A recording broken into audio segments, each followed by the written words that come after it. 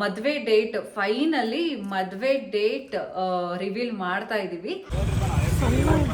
ಐತಿ ಬೇಗ ತಗೋ ನವೀನ್, ಹೋಗೋಣ. ಪಕ್ಕದ ಮನೆ ಹೆಂಡತಿಗೆ ಹೆಲ್ಪ್ ಮಾಡಕ್ ನಾನು ಬಿಡ್ತೀನ? ನೋಡಿ ಅಮ್ಮ ಬದನೆಕಾಯಿ ಆಲೂಗೆಡ್ಡೆ ಹಾಕಿ ಕಡಲೆಕಾಳು ಸಾಂಬಾರು ಮಾಡಿದ್ದಾರೆ. ನಾನು ಮಾಡಿದ್ರೆ ಈ ಥರ ಆಗದೇ ಇಲ್ವಲ್ಲ ಸಾಂಬಾರು.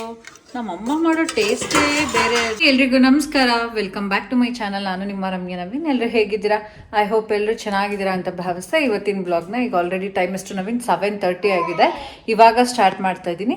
ಆ್ಯಕ್ಚುಲಿ ಏನಂತಂದರೆ ಈಗ ಫ್ರೆಶ್ ಅಪ್ ಆಗಿಬಿಟ್ಟು ನಮ್ಮ ಅಥರ್ವ ಅಂತೂ ಯಾವಾಗಲೂ ಬುಕ್ಸ್ ಜೊತೆನೇ ಇರ್ತಾನೆ. ಅವ್ನಿಗದೇನೋ ಬುಕ್ಸೇ ಪ್ರಪಂಚ. ಸೊ ಪೆನ್ಸಿಲ್ ವಿಚಾರವಾಗಿ ನಾನು ನೆನ್ನೆ ಮಾತಾಡಿದಾಗ ಸುಮಾರು ಜನ ತಾಯಂದ್ರು ಕಮೆಂಟ್ ಮಾಡಿದ್ರಿ, ಸೇಮ್ ರಮ್ಯಾ ನಮ್ಮ ಮಕ್ಳು ಅದೇ ಥರ, ಮಕ್ಕಳಿಗೆ ಅದೇನೋ ಪೆನ್ಸಿಲ್ ಎರೇಸರ್ ಅಂದರೆ ಈ ಟೈಮಲ್ಲಿ ಒಂಥರ ಅಟ್ರಾಕ್ಷನ್ ಇರುತ್ತೆ ಅಂತ ಅಂದ್ಬಿಟ್ಟು. ಅದಂತೂ ನಿಜ. ಅವ್ರಿಗೇನಂತ ಅಂದರೆ ನಮಗೆಲ್ಲ ಆಯಿತು ಸುಮ್ಮನಿರು, ನಮಗೆಲ್ಲ ಗೋಲ್ಡ್ ಮನೆ ಅದು ಇದು ಅಂತ ಆಸೆ ಇದ್ರೆ ಮಕ್ಕಳಿಗೆ ಪೆನ್ಸಿಲು ಬುಕ್ಸು ಎರೇಸರ್ ಅದೇ ಪ್ರಪಂಚ ಆಗಿರುತ್ತೆ. ಅವ್ರಿಗೆ ಹೊಸ ಹೊಸ ಸಿಕ್ಕಿದಷ್ಟು ಒಂಥರ ಖುಷಿ ಆಗ್ತಾ ಇರುತ್ತೆ. ಹಾಗೆ ಸುಮಾರು ಜನ ಕಮೆಂಟ್ ಮಾಡಿರೋದು ನೋಡ್ಬಿಟ್ಟು ನಾನು ನವೀನ್ ತೋರಿಸ್ತಾ ಇದ್ದೆ. ನವೀನ್ ನೋಡಿ ಎಷ್ಟು ಜನ ತಾಯಂದ್ರದ್ದು ಇದೇ ಕಂಪ್ಲೇಂಟ್ಸ್, ಮಕ್ಳದ್ದು ತೊಗೊಂಡೋಗಿದ್ದನ್ನು ಹಾಳು ಮಾಡ್ಕೊಂಡು ಬರ್ತಾರೆ. ನಮ್ಮ ಮಗಂದು ಮಾತ್ರ ಅಲ್ಲ, ಎಲ್ಲ ಮಕ್ಕಳು ಅದೇ ಥರ. ನಮಗೆ ಫಸ್ಟ್ ಅನುಭವ ಅಲ್ವಾ, ಮೇ ಬಿ ಆರ್ಯ ಈ ಥರ ಮಾಡಿದಾಗ ನಮ್ಗೆ ಇದೇನು ಹೊಸದು ಅಂತ ಅನ್ಸಲ್ಲ ಅಂತ ಅನಿಸುತ್ತೆ. ಯಾಕಂದರೆ ಈಗ ನೋಡಿರ್ತೀವಲ್ಲ ಅಥರ್ವನ್ನ. ಆ್ಯಂಡ್ ಇವಾಗ ರಾತ್ರಿ ಊಟಕ್ಕೆ ಇವತ್ತು ನನಗೆ ಸಾಂಬಾರು ಮಾಡೋ ಟೆನ್ಷನ್ ಇಲ್ಲ. ಅಮ್ಮ ಕಡಲೆಕಾಳು ಸಾಂಬಾರು ಮಾಡಿದ್ರು, ಅದನ್ನು ಕೊಟ್ಟು ಕಳಿಸಿದ್ದಾರೆ.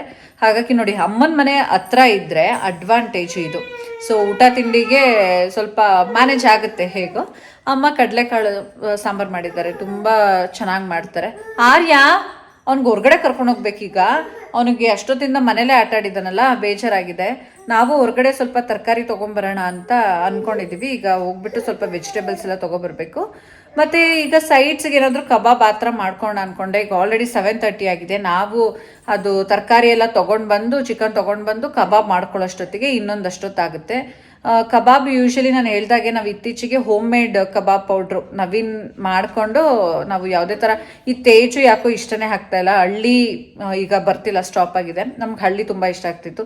ಆಮೇಲೆ ಇವಾಗಂತೂ ಹೊರಗಡೆ ಕೆಮಿಕಲ್ಸು ಅದು ಇದು ಅದು ಯೂಸ್ ಮಾಡ್ತಾರೆ, ಇದು ಯೂಸ್ ಮಾಡ್ತಾರೆ ಅಂತೇಳಿ ಅದು ಸ್ವಲ್ಪ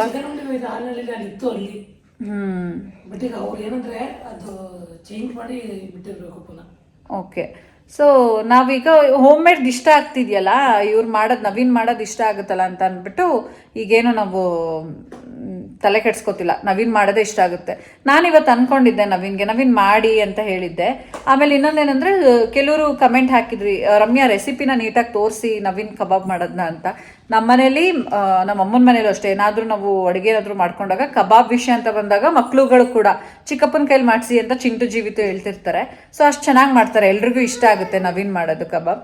ಸೊ ಅವ್ರ ಕೈಲೇ ಮಾಡಿಸೋದು. ನಾನು ರೆಸಿಪಿ ಇವತ್ತು ಶೇರ್ ಮಾಡೋಣ, ಇಫ್ ಇನ್ ಕೇಸ್ ಏನಾದರೂ ನಾವು ಕಬಾಬ್ ಮಾಡಿದ್ರೆ ಅಂತ. ಬಟ್ ಫೈನಲಿ ಏನು ಡಿಸೈಡ್ ಆದ್ವಿ ಅಂದರೆ, ನಮ್ಮ ಆರ್ಯ ಹಿಂಗೆ ಹಿಂಸೆ ಕೊಡ್ತಾ ಇರ್ತಾನಲ್ವಾ, ಅವ್ನು ಎತ್ಕೊಂಡೇ ಇರಬೇಕು. ಇನ್ನು ನವೀನ್ ಅಂತೂ ಬಿಡೋದೇ ಇಲ್ಲ, ಅವ್ರ ಅಪ್ಪ ಇದ್ಬಿಟ್ರೆ ನೋಡಿ ಆಗಲೇ ಹೊರಗಡೆ ಹೋಗೋಣ ಅಂತ.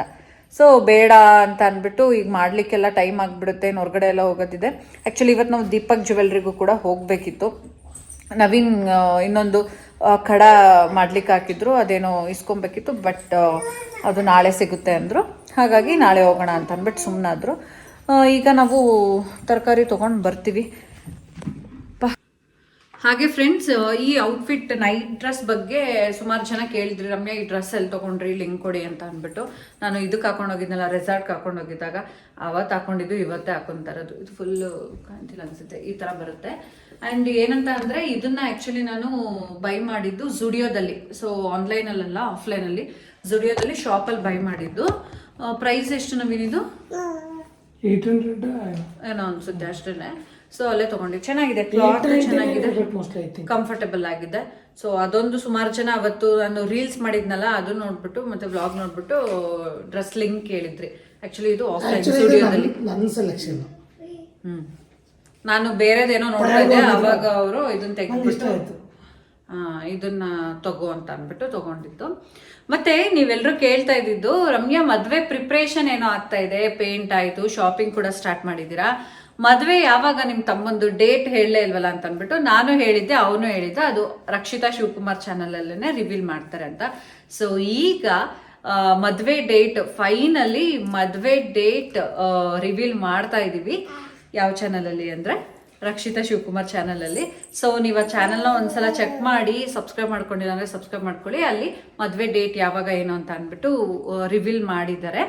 ಸೊ ಮದುವೆಗೆ ಎಲ್ಲರೂ ಬನ್ನಿ. ಆ್ಯಂಡ್ ಹತ್ತಿರ ಬಂದಾಗ ನಾನು ನನ್ನ ಕಡೆಯಿಂದ ನನ್ನ ವ್ಯೂವರ್ಸಿಗೆ, ನನ್ನ ಸಬ್ಸ್ಕ್ರೈಬರ್ಸಿಗೆ ನಾನು ಇನ್ವೈಟ್ ಮಾಡ್ತೀನಿ. ಅವ್ರ ಕಡೆಯಿಂದ ಅವರು ಮಾಡ್ತಾರೆ. ಸೊ ನಾನು ನನ್ನ ತಮ್ಮನ ಮದುವೆ ಅಂತ ಕರಿತೀನಿ, ಅವ್ರ ಮದುವೆ ಅಂತ ಅಂದ್ಬಿಟ್ಟು ಇನ್ವೈಟ್ ಮಾಡ್ತಾರೆ. ಬನ್ನಿ, ಸಿಗುವ, ಮೀಟ್ ಮಾಡೋಣ. ಎಷ್ಟೊಂದು ಜನ ಕಮೆಂಟ್ ಮಾಡ್ತಾ ಇರ್ತೀರಾ, ಮತ್ತು ಮೆಸೇಜ್ ಕೂಡ ಇನ್ಸ್ಟಾದಲ್ಲಿ ಮಾಡಿರ್ತೀರಾ, ರಮ್ಯಾ ನಿಮ್ಮನ್ನ ಮೀಟ್ ಮಾಡಬೇಕು ಅಂದ್ಕೊಂಡಿದ್ವಿ, ಮೈಸೂರಿಗೆ ಬಂದಿದ್ವಿ ಅದು ಇದು ಅಂತ. ಸೊ ಆ ಒಂದು ಫಂಕ್ಷನಲ್ಲೇ ಆದಷ್ಟು ಸಿಗ್ಲಿಕ್ಕೆ ಟ್ರೈ ಮಾಡೋಣ. ಮತ್ತು ಡೇಟ್ ರಿವೀಲ್ ಬಗ್ಗೆ ಇನ್ಫಾರ್ಮೇಷನ್ ಹೇಳಿದ್ದೀನಿ. ಮತ್ತು ರಮ್ಯಾ ಇನ್ನೂ ಡೇಟ್ ಹೇಳೇ ಇಲ್ಲ ನೋಡಿ ಅಂತ ಅಂದ್ಬಿಡಿ. ಸೊ ಅವ್ರ ಚಾನಲಲ್ಲಿ ಅವರು ಹೇಳಿದ್ದಾರೆ. ಸೊ ಅವ್ರ ಬಾಯಿಂದನೇ ಅವ್ರ ಮದುವೆ ಡೇಟ್ ಹೇಳಿ ಅಂತ ನಾನು ಸುಮ್ಮನೆ ಇದ್ದೆ. ನನಗೂ ಆ್ಯಕ್ಚುಲಿ ಅರ್ಜೆಂಟಾಗಿ ಇಲ್ಲ ಹೇಳ್ಬಿಡ್ಬೇಕಂತ ನನಗೆ ಅನ್ನಿಸ್ತಾ ಇತ್ತು. ಬಟ್ ಇಲ್ಲ, ಅವರೇ ಹೇಳಿ ಅಂತ ಅಂದ್ಬಿಟ್ಟು ಸುಮ್ಮನಾಗಿದೆ ನಾನು. ಇನ್ನು ನಮ್ಮ ಆರ್ಯನ್ ಬರ್ಡೇ ಬಗ್ಗೆ ಈಗ ಪ್ಲ್ಯಾನಿಂಗ್ ನಡೀತಾ ಇದೆ. ನಾನು ಮುಂಚೆನೇ ಡಿಸ್ಕಷನ್ ಮಾಡ್ದಂಗೆ ಒಂದು ಬರ್ಡೇಗೆ ಏನೇನೋ ಅಂದ್ಕೊಂಡ್ವಿ, ಯಾಕೋ ಅದು ಇದೇ ಆಗ್ತಾ ಇಲ್ಲ. ಇದಕ್ಕೂ ಅಷ್ಟೇ ನಾಮಕರಣ ಮಾಡಬೇಕು ಅಂತ ಅಂದ್ಕೊಂಡಾಗ ಇದು ಪಕ್ಷ ಟೈಮ್ ಬಂತು ಅಂತ ಅಂದ್ಬಿಟ್ಟು ಇದಾಯಿತು.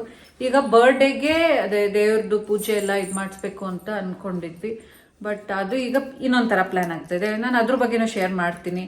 ಆ್ಯಂಡ್ ಅದಕ್ಕೂ ನಾನು ಪ್ರಿಪೇರ್ ಆಗಬೇಕು, ನನ್ನ ಔಟ್ಫಿಟ್ ಅದು ಇದು ಅಂತ ಅಂದ್ಕೊಂಡು. ಸೊ ಅದೆಲ್ಲ ಯಾವ ಥರ ಆಗುತ್ತೆ ಏನೋ ಅಂತ ಅಂದ್ಬಿಟ್ಟು ಹೇಳ್ತೀನಿ, ಆಯಿತಾ? ಲಾಕ್ ಆಗಿಬಿಟ್ಟೈತಾ ಅಲ್ಲಿ ಹೇಳಿಕ್ಕೆ. ಬನ್ನಿ ಈಗ ಹೋಗೋಣ ನಾವು. ಏನು ಹೋಗೋಣ? ಬಾಯ್ ಮಾಡು ಮಮ್ಮಿಗೆ, ಬಾಯ್ ಮಾಡು. ಬಾಯ್. ಓ ಹಿಂಗಂತೆ ಅಥರ್ವ ಹೆಂಗ್ ಮಾಡ್ತಾ ಇದ್ದ? ಬಾಯ್ ಆರ್ಯ ಬಾಯ್.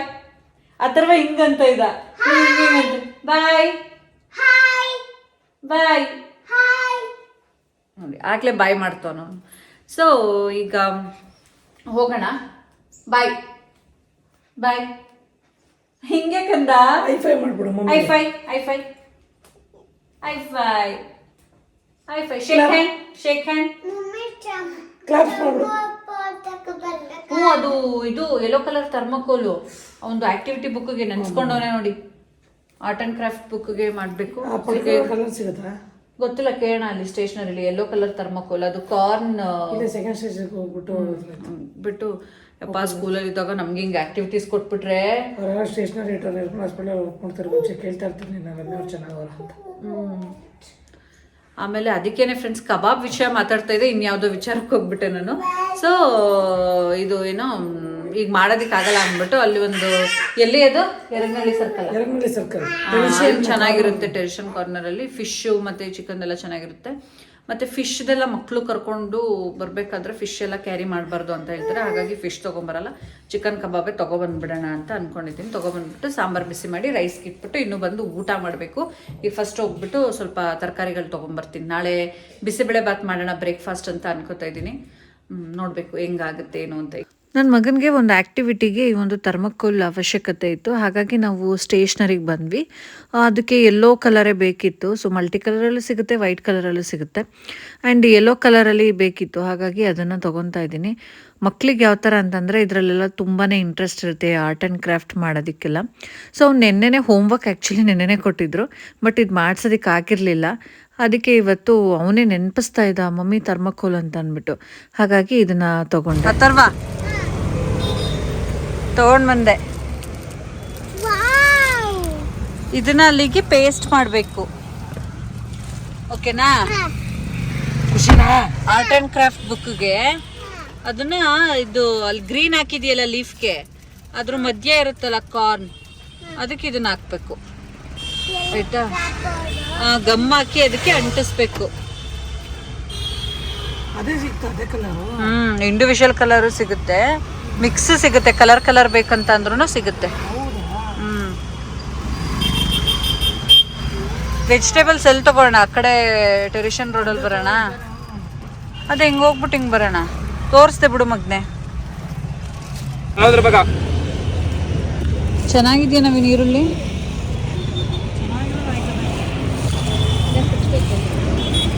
ಆಲೂಗೆಡ್ಡೆ 1 kg.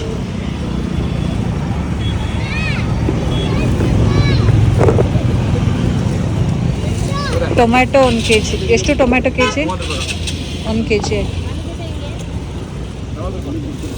ಅಥರ್ವ ನೀನು ಓಡ್ಬೇಡ, ಸುಮ್ಮನಿರು. ನವೀನ್ ಟೊಮ್ಯಾಟೊ ಹಾಕು, ನಮಗೆ ಚೆನ್ನಾಗಿರೋದು ಹಾಕ್ಬೇಕು. ರೆಡ್ ಇರೋದು ಹಾಕು.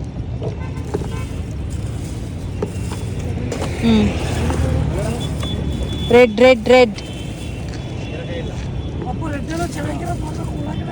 ಇಲ್ಲ, ನೋಡ್ತವನೆ. ಚೆನ್ನಾಗೈತೆ, ಹಾಕು. No no no no.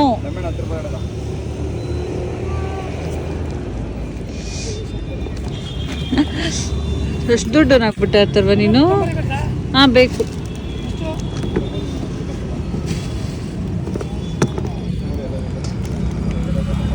ನಾವು ಯೂಶಲಿ ತರಕಾರಿನ ಈ ರೋಡ್ ಸೈಡಲ್ಲಿ ಫ್ರೆಶ್ ಆಗಿರೋ ತರಕಾರಿನ ತಂದಿರ್ತಾರೆ. ಇಲ್ಲೇ ತೊಗೊಳೋದು, ಮಾರ್ಟಲ್ಲೇ ತೊಗೊಳೋದು, ಅಲ್ಲೇ ತೊಗೋಬೇಕು ಅಂತ ಏನಿಲ್ಲ.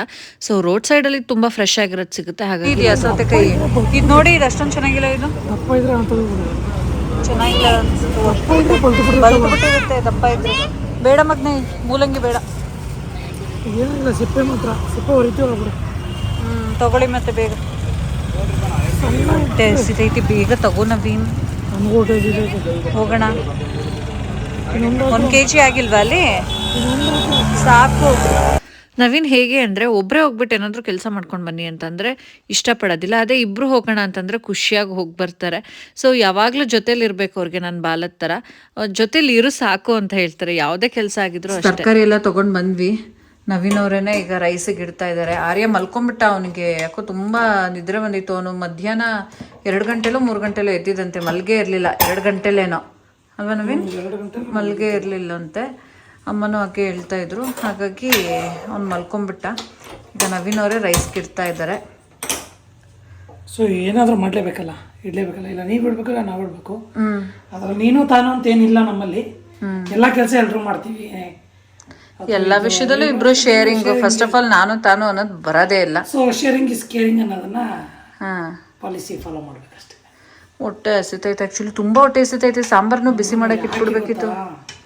ಮಧ್ಯಾಹ್ನ ಸ್ವಲ್ಪ ತಿಂದೆ ನಾನು. ನೀನು ತಿಂದೆ.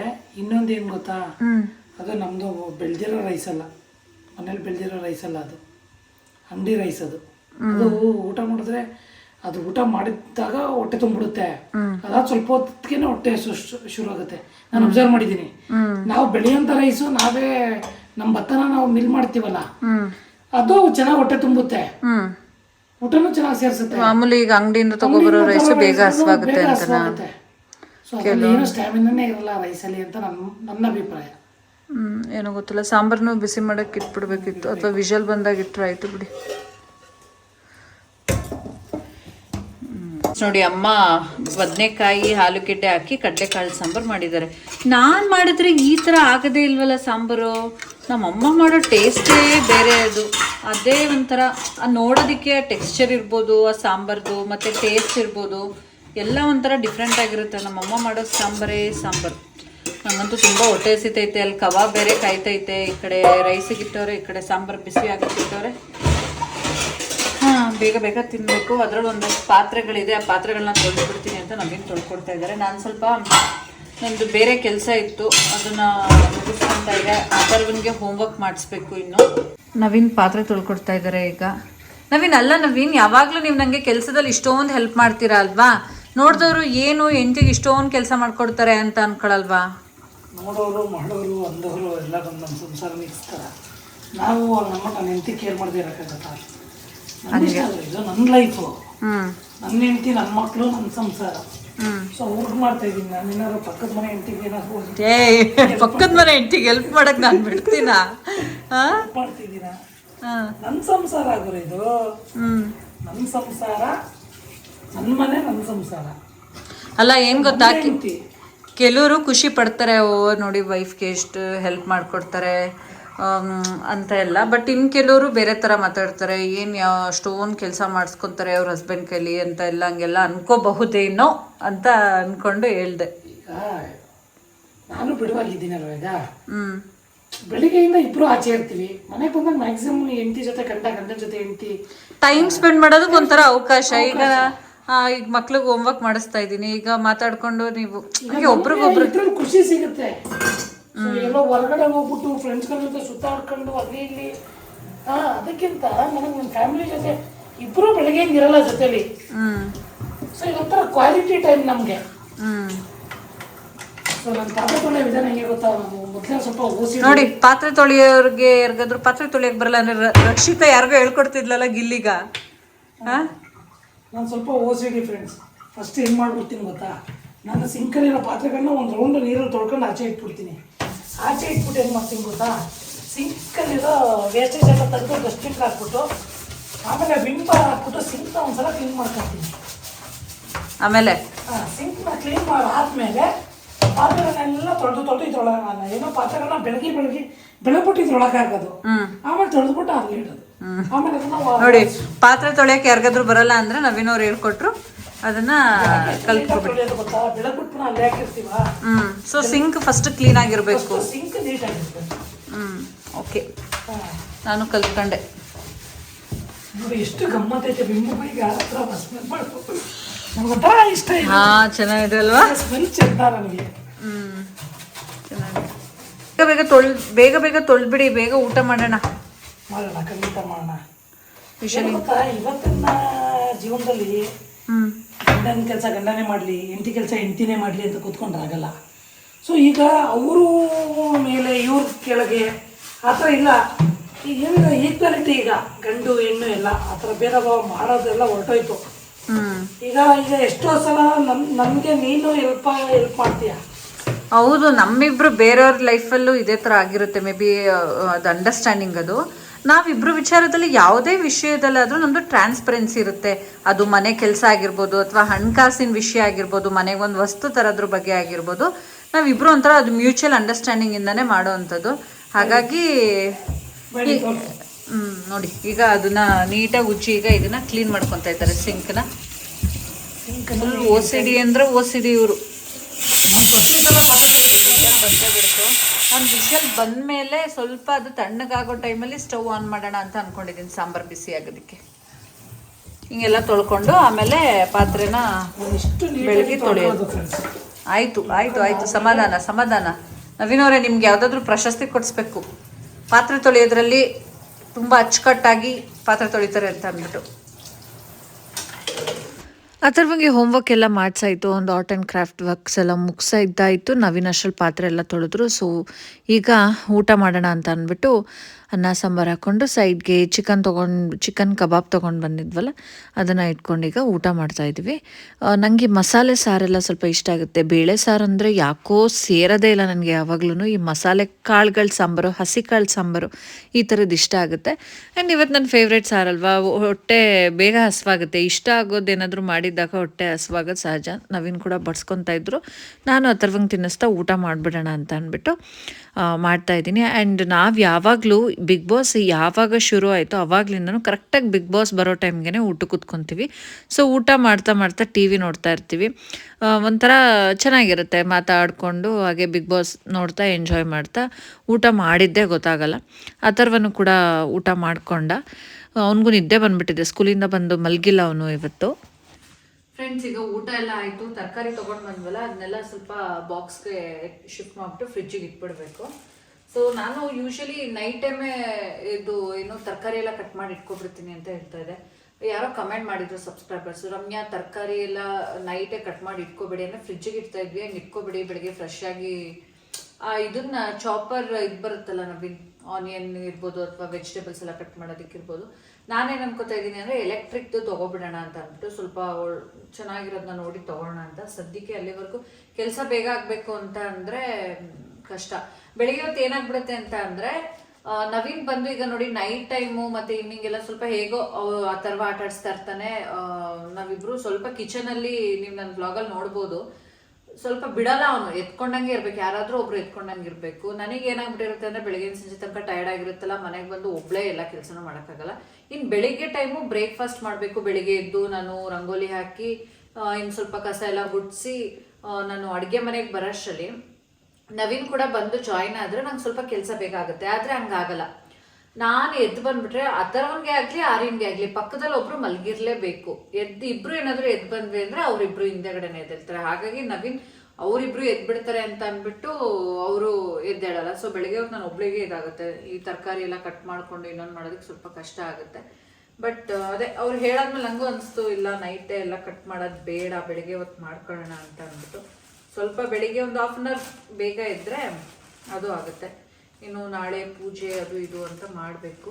ಸೊ ಇದೆಲ್ಲ ಸಪ್ರೇಟಾಗಿ ಬಾಕ್ಸಿಗೆ ಹಾಕಿಬಿಟ್ಟು ಸೊಪ್ಪೆಲ್ಲ ಒಂದು ಕಡೆ ಮತ್ತು ತರಕಾರಿಗಳೆಲ್ಲ ಒಂದು ಕಡೆ, ಈರುಳ್ಳಿ ಎಲ್ಲ ತೆಗೆದಿರ್ತೀನಿ. ಆ್ಯಕ್ಚುಲಿ ಅಲ್ಲಿ ಬೆಳ್ಳುಳ್ಳಿ ಸಿಗಲಿಲ್ಲ, ಇಲ್ಲ ಸೂಪರ್ ಮಾರ್ಕೆಟಲ್ಲಿ ತೊಗೊಂಡು ಬಂದ್ವಿ.